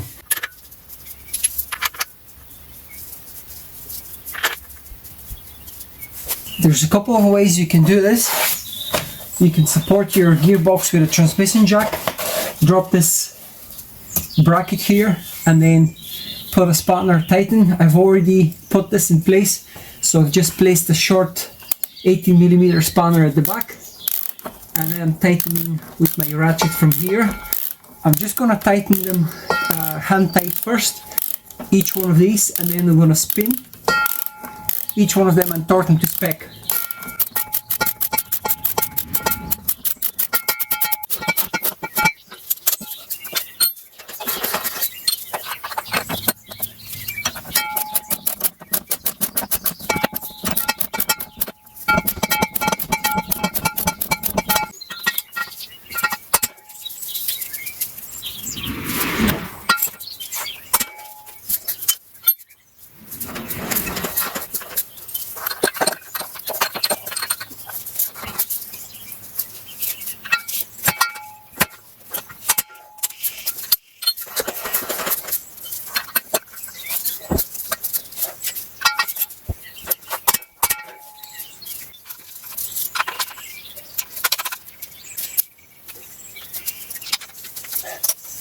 So this is how we tighten flex disc on N57, F10, F11 BMW 530d. So we are now going to go at the back. Let me just rotate the camera. I've got the light towards the camera, so it's going to be a little bit bright. Basically, the torque spots that you see, these are internal torques, E14 socket. So we're going to tighten these to spec as well. And that'll be the prop shaft done, and then of course the center bearing. I've left this loose for now until I tighten up everything in place, and then I'm gonna tighten the two 13mm bolts and put the little bracket in place as well.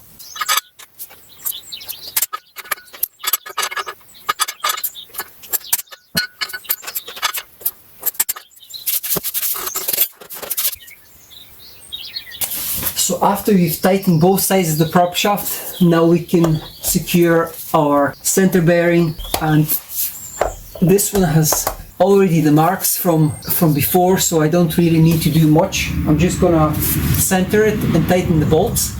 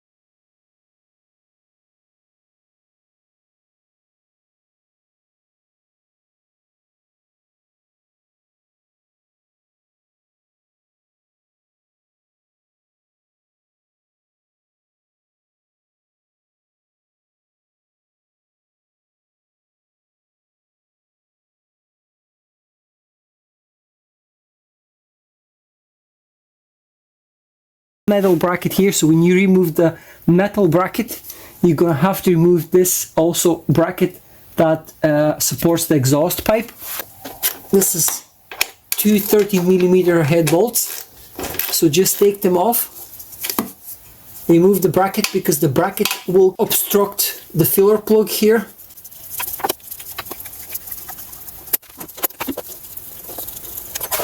We're gonna ignore this. This is complete nonsense here. Lifetime oil. These gearboxes are made by ZF, and ZF says that they have to be serviced, so I don't really know how BMW get away with this.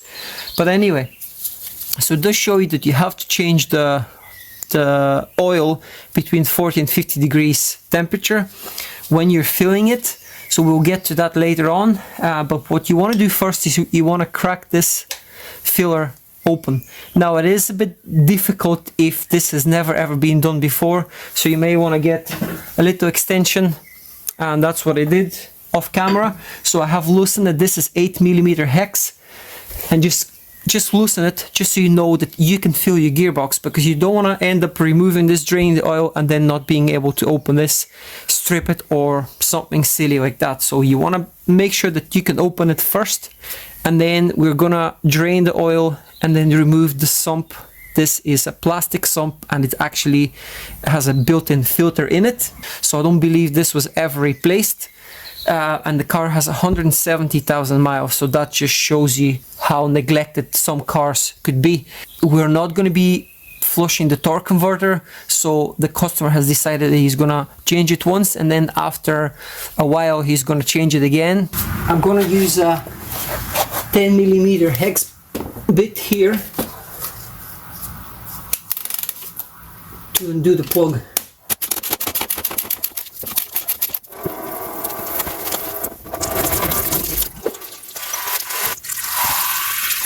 Let the oil drain, and then we're going to remove the oil pan. We're just going to drop it. Obviously this is a replaceable part, so you can't reuse it because the filter is integrated in it, as I mentioned. So we're going to use the Febi kit, but I'm going to leave it a little bit more time for all the oil to drain. After that we're going to drop the sump. The part number is 176857. I will include all this in the description. And the kit comes with the filter for the sump, little instruction. This is the sump itself with all the bolts and the gasket.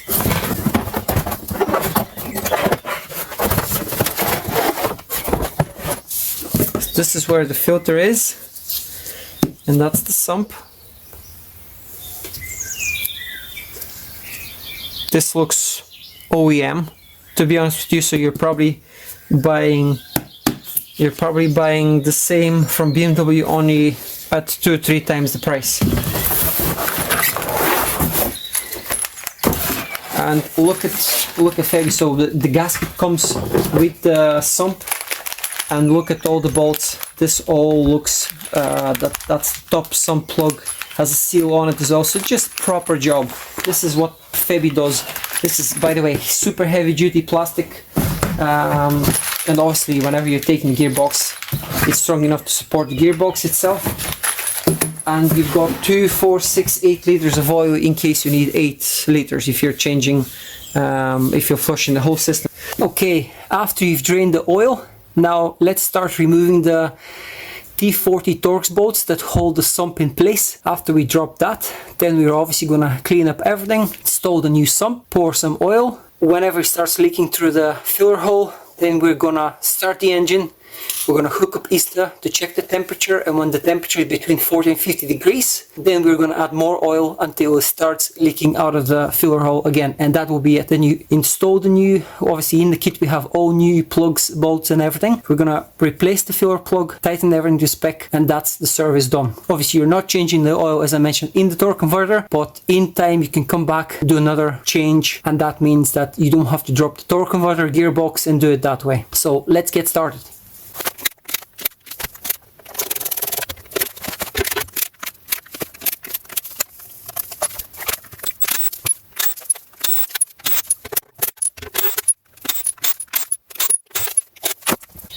After you remove the sump, clean up the gasket surface with brake cleaner, and now we're going to install the new sump with the new filter built into it. We're going to tighten all the bolts to 10 Newton meters. I've just checked the drain plug, that is tightened to 8 Newton meters. That was tightened by Febi, by the manufacturer, to the correct spec. So yeah, let's go ahead and install it in place. We'll start the threads, the bolts by hand, and then I might use a power tool just to speed up the installation process, but you always want to start your bolts by hand because you don't want to strip the threads. So let's get started.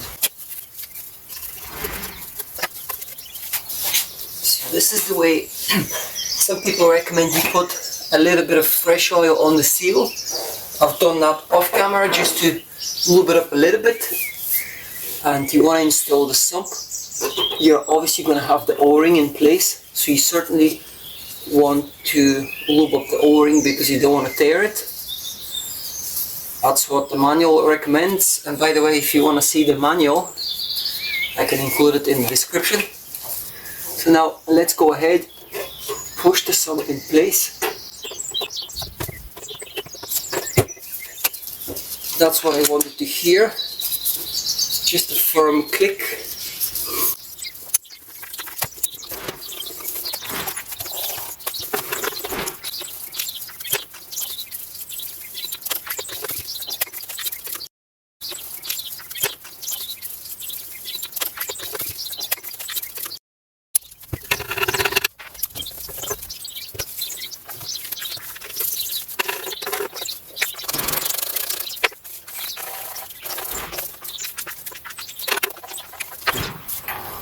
And now let's tighten up the spec.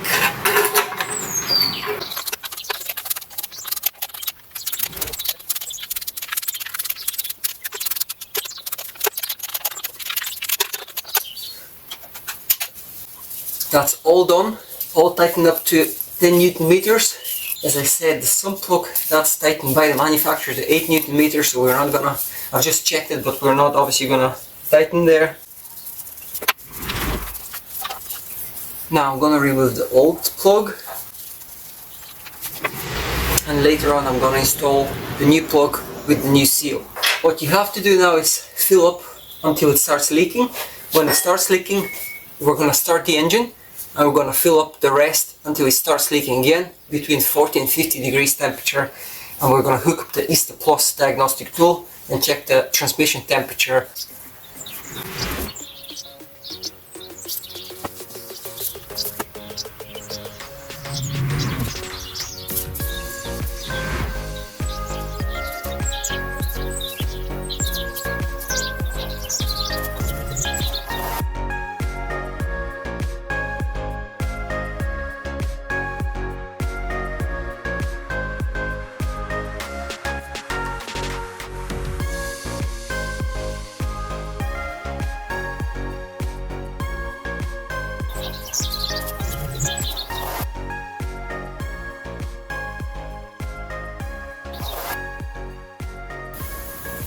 I'm going to show you how to replace the fuel filter on a BMW F10 and F11 chassis.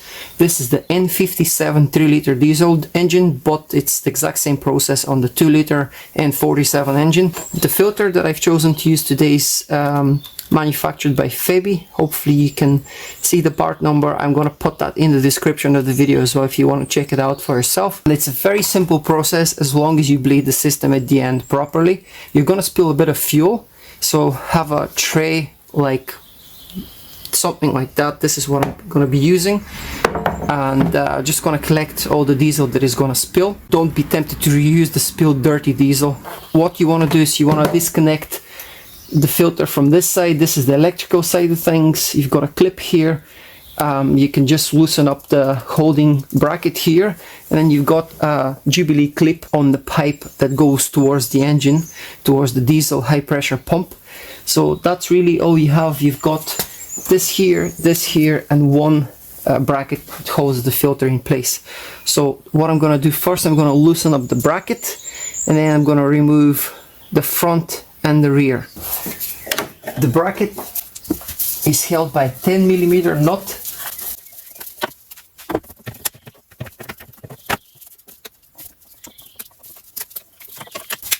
It's basically like a two-part bracket. So take that off and then loosen this Jubilee clip. This is a 5mm bolt. It's quite small, normally 6 or 7, but they decided to put a 5mm nut here. So once you loosen this up, then you've got the back. So just push the clamp out.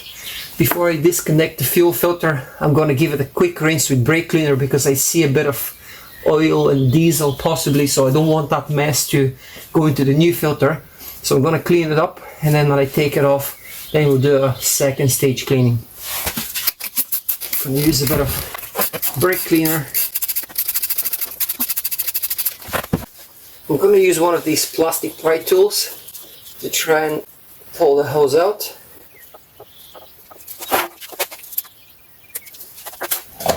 Prepare the new filter, just follow the line, the direction of the fuel, the way it travels. So when I disconnect this fuel filter now, I'm going to connect the new one straight into the pipe here.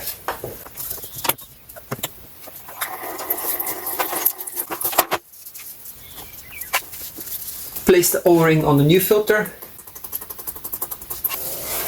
Okay, so you want to place the O-ring in place. There's another O-ring here on the electrical element on the pump, and then wiggle it back in place.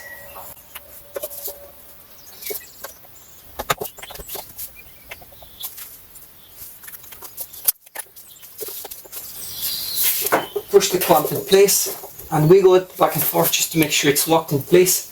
Now we can place the bracket and just tighten it up. The critical moment here is not to start the engine without priming the system. So you want to run the fuel pump for, I think it's 3 minutes. The system runs at 3 minutes at about 4.4 bar.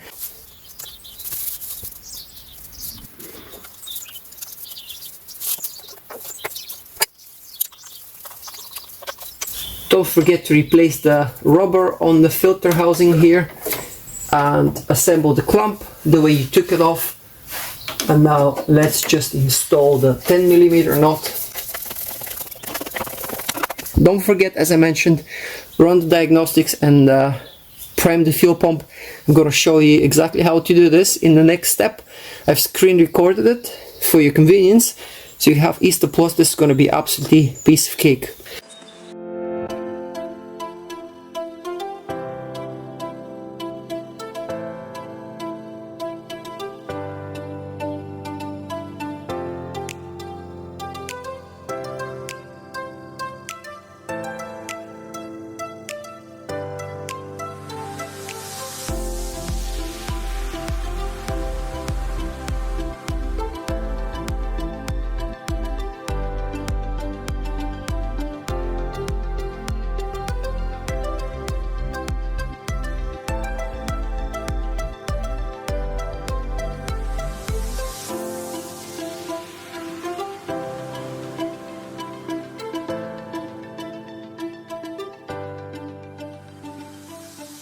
Okay, I've run the pump 2 times.